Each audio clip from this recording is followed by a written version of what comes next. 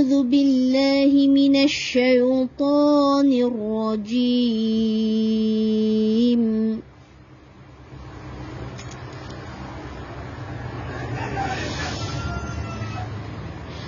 خلقكم من نفس واحدة ثم جعل منها زوجها وأنزل لكم من الأنعام 8 أزواج يخلقكم في بطون أمهاتكم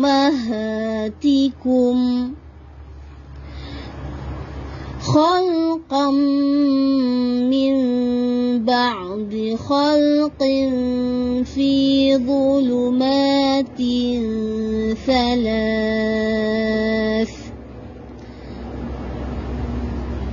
ذلكم الله ربكم له الملك لا إله إلا هو فأنا تصرفون. Kita ulang lagi sekali. Okey, kita berada di muka surat 459 surah Az-Zumar.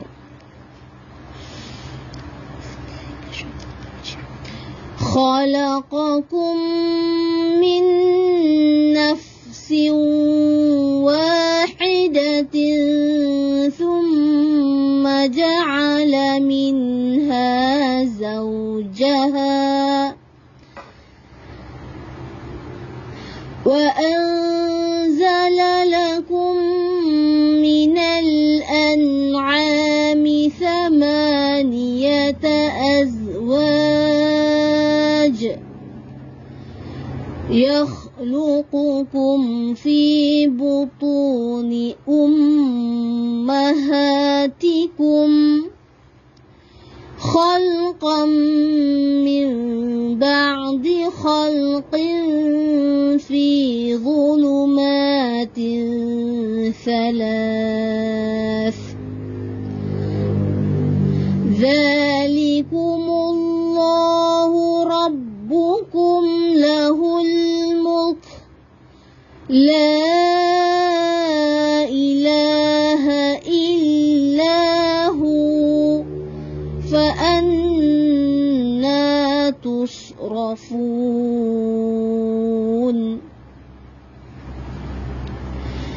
إن تكفروا فإن الله غني عنكم ولا يرضى لعباده الكفر وإن تشكروا يرضه لكم. Saya ulang lagi sekali. وإن تشكروا يرضه لكم ولا تزر وازرة وزر أخرى ثم إلى ربكم مرجعكم فينبئكم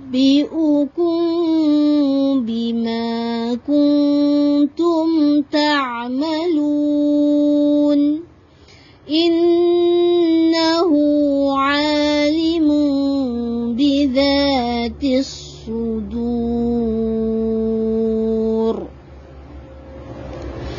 Okey, kita ulang lagi sekali. إن تكفروا فإن الله غني عنكم ولا يرضى لعباده الكفر وإن تشكروا يرضه لكم ولا تزر وازرة وزر أخرى ثم إلى ربكم مرجعكم فينبئكم بما كنتم تعملون إنه عليم بذات الصدور.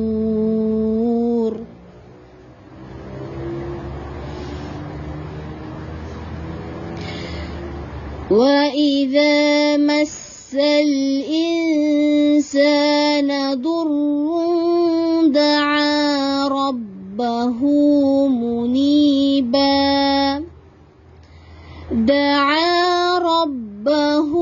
منيبا إليه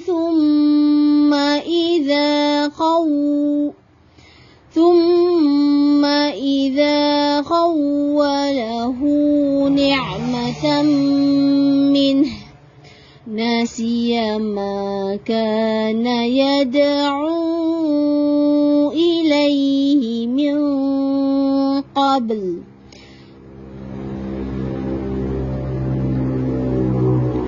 وجعل لله أندادا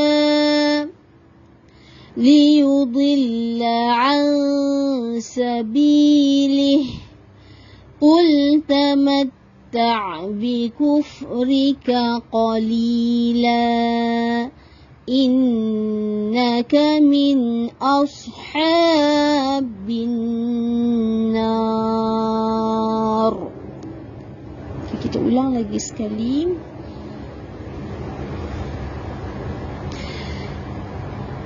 وَإِذَا مَسَّ الْإِنسَانَ ضُرٌّ دَعَا رَبَّهُ مُنِيبًا إِلَيْهِ ثُمَّ إِذَا خوله نعمة منه نسي ما كان يدعو إليه من قبل وجعل لله أندادا ليضل عن سبيله قل تمتع بكفرك قليلا إنك من أصحاب النار.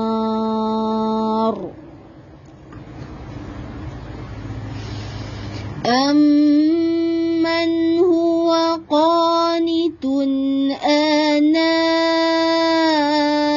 الليل ساجدا وقائما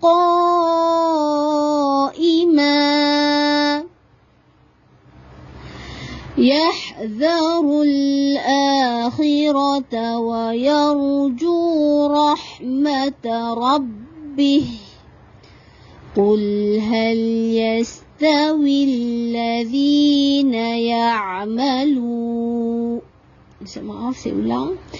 قل هل يستوي الذين يعلمون والذين لا يعلمون إنما يتذكر أولو الألباب. Ulang lagi sekali. أمن هو قانت آناء الليل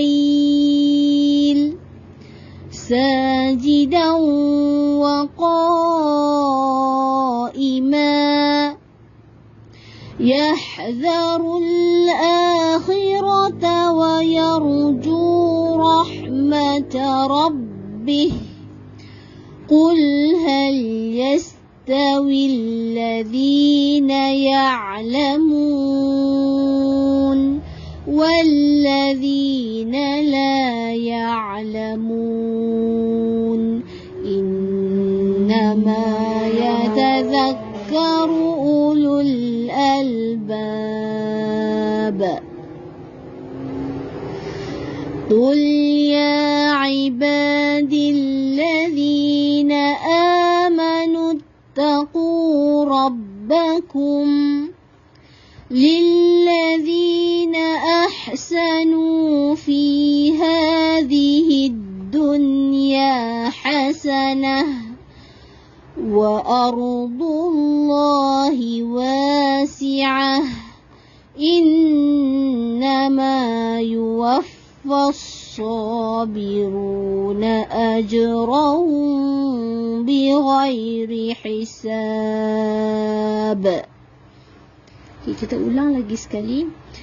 قل يا عبادي الذين آمنوا اتقوا ربكم للذين أحسنوا في هذه الدنيا حسنة وأرض الله واسعة إنما يوفى الصابرون أجرهم بغير حساب. صدق الله العظيم. Alhamdulillah, satu muka daripada surah Az-Zumar. Jadi jom kita tengok sedikit apa yang Allah sebut dalam surah Az-Zumar secara ringkas. Dalam Az-Zumar iaitu yang bermaksud kumpulan-kumpulan. Jadi dalam surah Az-Zumar ini penekanan yang Allah nak sampaikan pada kita ialah iaitu tentang tauhid, akidah, peneguhan akidah. Allah nak memperkemaskan ilmu manusia ataupun pengetahuan manusia ataupun pegangan manusia tentang ilah, iaitu Allah Subhanahu wa taala. Tidak ada ilah yang lain selain daripada Allah Subhanahu wa taala. Jadi dalam surah Az-Zumar ini banyak Allah sentuh berkenaan dengan kekuasaan Allah, penciptaan Allah, supaya manusia tu menggunakan akal untuk berfikir tentang kebesaran-kebesarannya. Jadi jom kita tengok sedikit.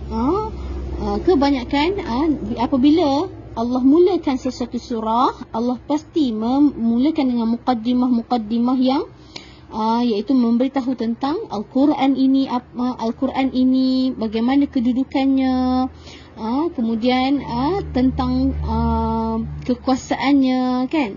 Allah sebut apa dalam permulaan surah Az-Zumar, iaitu tentang Al-Quran ini diturunkan oleh Allah Subhanahu wa taala. Iaitu meyakinkan manusia, meyakinkan orang-orang yang beriman bahwasanya Al-Quran ini bukannya ditulis oleh tangan manusia, bukannya ditulis, bukannya direka, bukannya cerita-cerita dongeng, tetapi ini adalah kalam Rabb, ilah yang maha tinggi, yang maha besar, yang maha berkuasa, yang mentadbir alam ini. Jadi Al-Quran ini adalah satu panduan kehidupan untuk manusia akhir zaman, iaitu bermula daripada bermula daripada generasi Al-Quran lah, generasi iaitu adanya Rasulullah sallallahu alaihi wasallam. Kerana apa mereka ini digelar generasi Al-Quran? Kerana mereka ini hidup dalam suasana penurunan wahyu. Ketika zaman Rasulullah, mereka tidak ada Al-Quran secara sempurna seperti ini, tidak seketul macam ni kan, kita dah dapat, kita pegang satu mushaf ni. Mereka hidup dalam keadaan yang Al-Quran turun. Al-Quran turun bagi tahu Rasulullah, Al-Quran turun bagi tahu Rasulullah. Maka hasil yang mereka terima ialah didikan direct daripada Al-Quran. Apabila satu-satu masalah ada, Al-Quran bagi jawapan. Al-Quran bagi jawapan tu adalah jawapan daripada Allah Subhanahu Wa Taala. Ini adalah kedudukan Al-Quran. Allah kata Al-Quran ini adalah diturunkan oleh Allah Subhanahu Wa Taala. Sebab tu istimewanya Al-Quran, apabila kita baca, kita dapat pahala. Apabila kita nak pegang Al-Quran, kena ada uduk. Jadi kerana Al-Quran ini bukan kalam-kalam biasa. Kemudian Allah sebut apa? Di dalam Al-Quran ini Allah menyampaikan tentang al-haqq, kebenaran. Jadi tak ada pun dalam Al-Quran ini yang bertentangan dengan al-haqq, bertentangan dengan fitrah, bertentangan dengan yang mengandungi kezaliman ataupun mengandungi perkara-perkara yang tidak bersesuaian dengan manusia.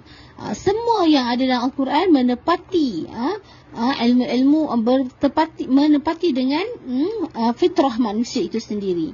Dan perkara-perkara yang disampaikan juga terbukti apabila adanya ilmu-ilmu yang lain, ilmu-ilmu sains, teknologi dan sebagainya mengiyakan, membenarkan semua yang tercatat dalam Al-Quran. Ilmu-ilmu ghaib kan, semua ada dalam Al-Quran. Kemudian Allah sebut kat sini, hanya milik Allah lah agama yang suci, iaitu agama apa? Dinul Islam. Orang-orang yang lain yang mengambil selain daripada Allah sebagai pelindung ataupun sebagai sembahan. Yang nak disebut kat sini, situasi di zaman Rasulullah SAW, mereka ini menyembah berhala. Mereka yang menyembah berhala tu, mereka mengatakan apa? Mereka mengatakan, kami tidak menyembah mereka, melainkan berharap agar mereka mendekatkan kami kepada Allah. Bermakna apa? Mereka sembah berhala sebagai perantaraan untuk menyampaikan semuanya kepada Allah Subhanahu Wa Taala. Jadi amalan mereka tu dah jadi amalan yang dah sesat dah, kerana penyembahan berhala tu sendiri. Jadi berhala-berhala ni dia bermula kan, bermula daripada zaman Nabi Nuh tu sendiri, yang mana zaman Nabi Nuh ada beberapa orang yang setelah mati, orang-orang baik, orang-orang soleh, mereka ini sebagai nak memperingati, mereka pun cipta berhala manusia-manusia yang baik itu, manusia-manusia yang soleh itu. Mereka mula-mula nak memperingati saja, kemudian syaitan hasut supaya sembah pula. Sebab itulah mereka mengadakan berhala-berhala tu, kata mereka, sebagai perantaraan untuk sampai kepada Allah Subhanahu Wa Taala. Kan? Jadi amalan mereka ni dah tersesat. Cerita tu ada dalam surah Nuh. Dalam surah Nuh ada boleh buka nama-nama berhala tu pun ada. Asalnya berhala-berhala tu daripada untuk mereka ni mengingati orang-orang soleh di zaman Nabi Nuh tu sendiri. Okey, jadi dalam surah Az-Zumar ini Allah sebutkan tentang sekiranya Allah tu nak anak, Allah kata Allah akan pilih yang mana yang dia nak. Bermakna sebelumnya di dalam surah Sad ada dijelaskan tentang kaum kafir Quraisy ni, mereka mengada-adakan sesuatu tentang Allah. Mereka mengatakan Allah tu, anak Allah tu malaikat. Malaikat tu anak-anak Allah, dan mereka mengatakan pula anak-anak Allah tu perempuan. Sedangkan Arab jahiliah pada waktu itu mereka tidak suka anak perempuan. Mereka tanam anak perempuan hidup-hidup. Mereka biarkan hidup anak lelaki. Tanda kekuatan, tanda kegagahan. Kalau dapat anak perempuan, tanda kehinaan. Jadi dah mereka tak suka anak perempuan.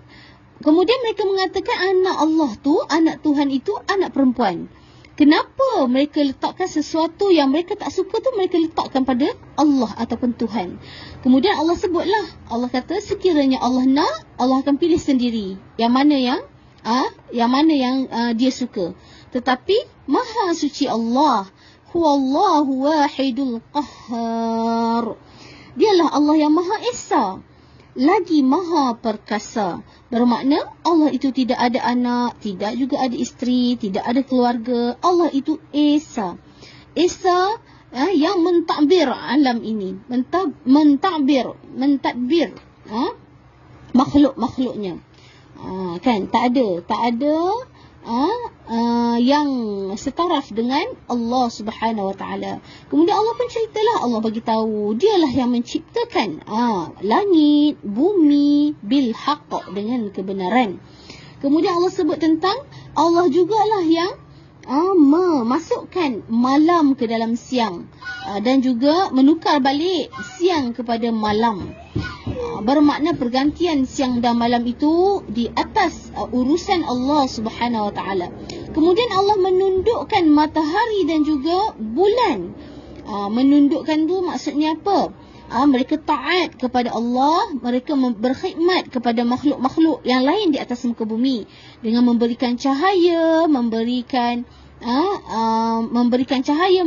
kepanasan, yang mana tanpa matahari ini manusia pun, kehidupan di atas muka bumi ni pun tidak teratur dan terbantut, tak dapat cahaya kan, pokok-pokok tak boleh nak membesar, kita semua pun huru-hara lah. Pergantian siang dan malam, tunduknya matahari dan juga bulan, semua atas pentadbiran Allah Subhanahu Wa Taala. Kullu yajri li ajalin musamma, iaitu masing-masing itu mengikut waktu yang telah ditentukan oleh Allah Subhanahu Wa Taala. Tak pernah pun mereka terlewat. Tak pernah pun matahari mereka lewat hari ini, keluar tadi. Tapi semua mereka ini taat pada Allah, menepati masa yang telah ditentukan oleh Allah Subhanahu Wa Taala. Okey. Jadi kat situlah Allah menceritakan tentang kebesarannya. Kemudian Allah sebut tentang Allah lah yang menciptakan kamu min nafsi wahidah, daripada satu jiwa. Satu jiwa tu bermakna satu diri lah. Satu diri tu Nabi Adam. Asal kita daripada Nabi Adam, Allah ciptakan daripada tanah. Kemudian Allah bentuk-bentukkan tanah tu. Kemudian Allah masukkan roh, kan. Kemudian jadilah Nabi Adam. Summa ja'ala minha zawjaha. Kemudian Allah menjadikan isteri kepada Nabi Adam. Isterinya tu daripada tulang rusuk Adam tu sendiri.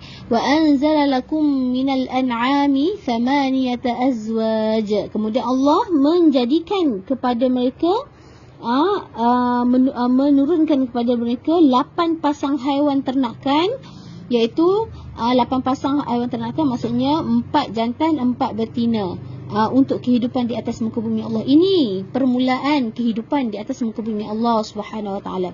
Permulaan manusia, penciptaan permulaan manusia lah, iaitu Nabi Adam, kemudian Hawa. Kemudian Allah kata apa? Kemudian generasi seterusnya itu lahir daripada butuni ummahatikum. Ni Allah menciptakan, dialah yang menciptakan kamu daripada perut ibu kamu. Nabi Adam sahaja yang jadi daripada tanah. Kemudian Hawa daripada tulang rusuk Adam. Kemudian setelah itu semua lahir daripada perut seorang ibu. Kemudian Allah sebut apa? Khalqan min ba'di khalqin fi dhulumatin salas. Iaitu Allah sebut manusia itu dia duduk dalam perut ibu tu, kejadian demi kejadian. Apa maksud dia tu?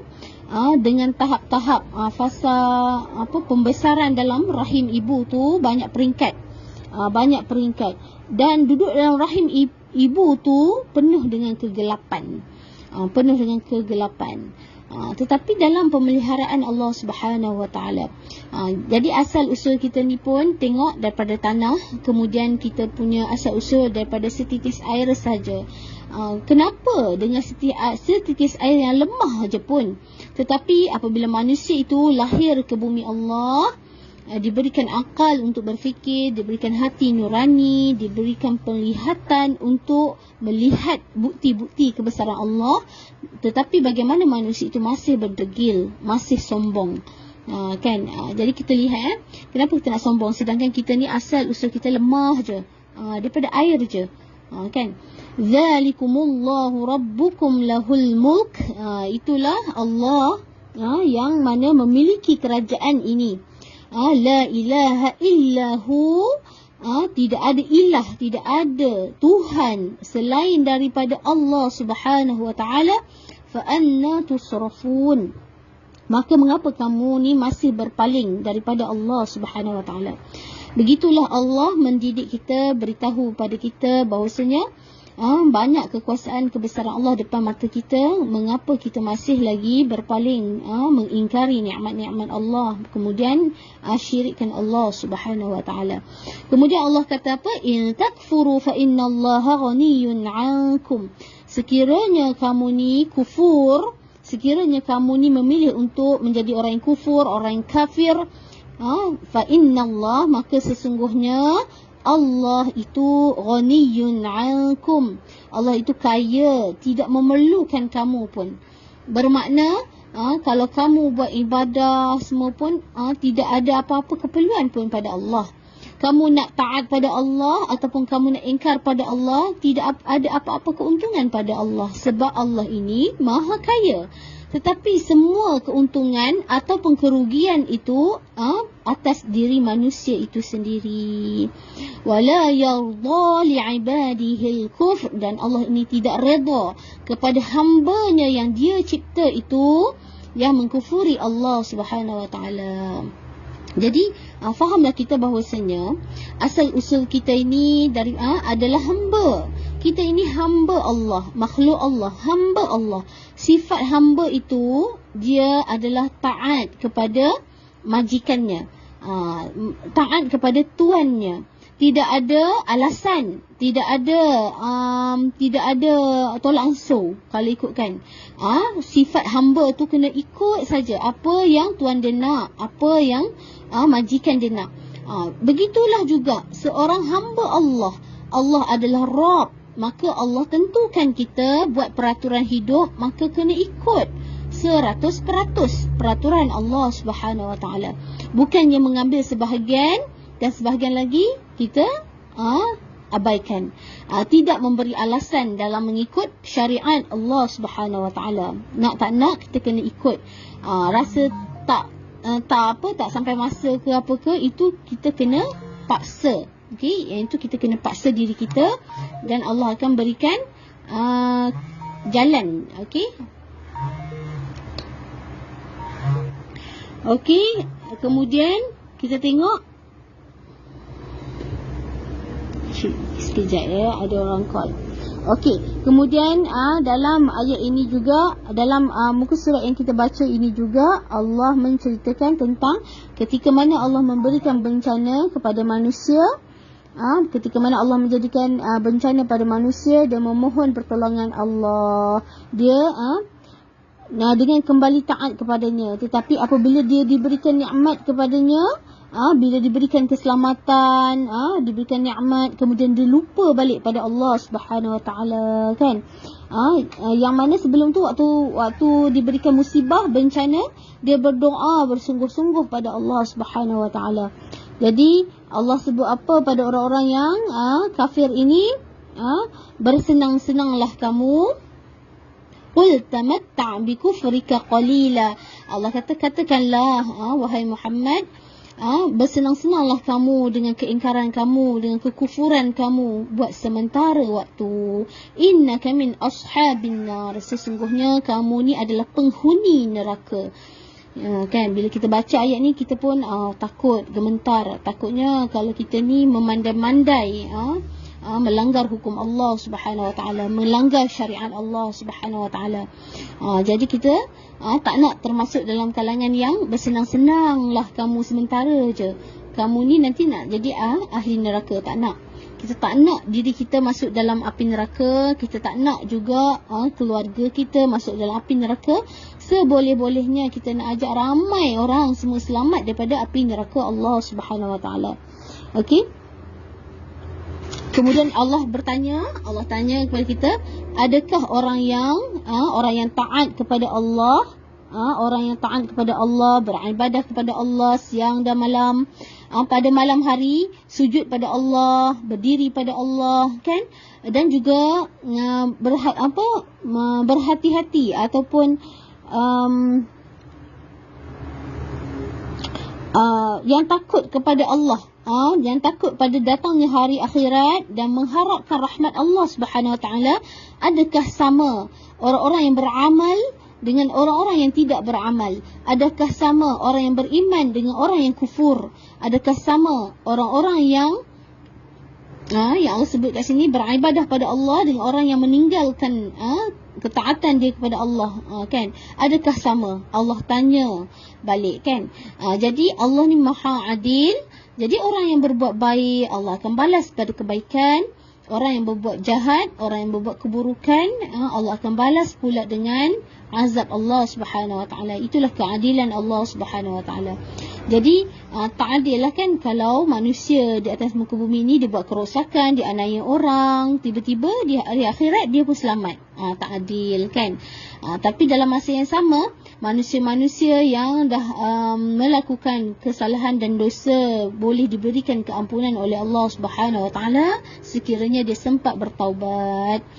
Kemudian ayat yang terakhir, okey, pesanan iaitu ya ibadilladzina amanu taqu rabbakum. Itu katakanlah wahai Muhammad, wahai hamba-hambaku yang beriman, bertakwalah kepada Allah, bertakwalah pada Allah Rabb kamu, kan? Bertakwalah kepada Rabb kamu.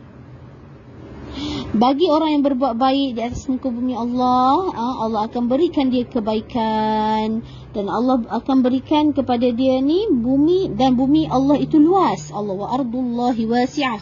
Bumi Allah itu luas. Kemudian Allah sebut hanya orang yang bersabar, hanya orang-orang yang bersabar yang disempurnakan pahalanya tanpa batas. Bermakna dekat atas muka bumi ini memang menuntut kesabaran, kesabaran dalam mentaati Allah, kesabaran dalam semua aspek kena sabar. Sabar ni bukan bermakna bila ditimpa ujian baru sabar, bila ditimpa kesusahan baru sabar. Tidak. Sabar dalam semua aspek kehidupan. Ketika diberi ujian, ketika diberi kesusahan, ketika diberi kesempitan, kesakitan, dan juga ketika diberikan nikmat yang melimpah ruah. Semua menuntut kesabaran. Yang diberi nikmat melimpah ruah itu, sabar itu adalah sabar menggunakan nikmat itu ke atas jalan yang benar, tidak menzalimi manusia, tidak menggunakan nikmat-nikmat harta-harta itu kepada pembaziran, kepada penganiayaan kepada manusia lain pula. Bermakna hidup kita ni memang menuntut kesabaran, dan nilai sabar itu Allah sebut Allah akan berikan pahala yang pahala mereka itu tanpa batas. Maka marilah sama-sama kita berharap pada Allah Subhanahu Wa Taala, kita mohon pada Allah Subhanahu Wa Taala semoga kita termasuk dalam kalangan orang-orang yang beriman pada Allah, kan, sentiasa mempersediakan diri kita untuk menjadi mukmin yang lebih baik lagi, kan, di sisi Allah Subhanahu Wa Taala. Insya-Allah beberapa hari je lagi nak masuk bulan Rajab, kemudian nak masuk bulan Sya'ban dan nak sampai bulan Ramadan. Semoga sama-samalah kita ni buat plan, buat perancangan, dan juga hari demi hari cuba meningkatkan sesuatu pada diri kita. Semoga ketika sampainya bulan Ramadan nanti kita dapat masuk dalam bulan Ramadan dalam keadaan yang bersedia, dalam keadaan yang ringan tubuh badan kita, kan, untuk melaksanakan ketaatan kepada Allah Subhanahu Wa Taala. Insya-Allah kita baca doa tilawah. A'udzu billahi minasy syaithanir rajim.